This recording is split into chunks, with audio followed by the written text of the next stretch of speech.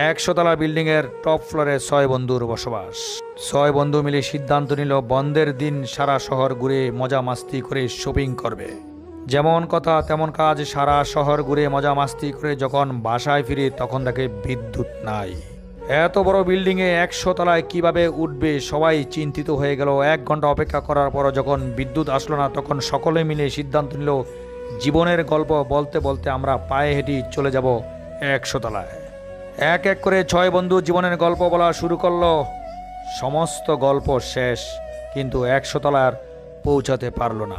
অনেক কষ্ট করে 100 তলায় পৌঁছে দরজার সামনে সবাই বড় বড় দীর্ঘশ্বাস ফেলে বলছে, দরজার চাবি তো ভুল করে দারোয়ানের রুমে নিচে রেখে আসছি।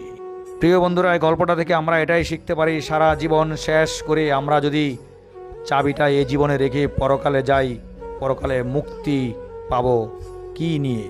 তখন চাইলেই চাবির জন্য পুনরায় আবার এই জীবনে আসতে পারবো না। সুতরাং ইহকাল এই শেষকাল নয়, পরকালও আছে আমাদের জীবন। এই ইহকালে আমাদের চাবি সংগ্রহ করে পরকালে মুক্তির জন্য যেতে হবে, তা না হলে কবর অন্ধকারই থাকবে।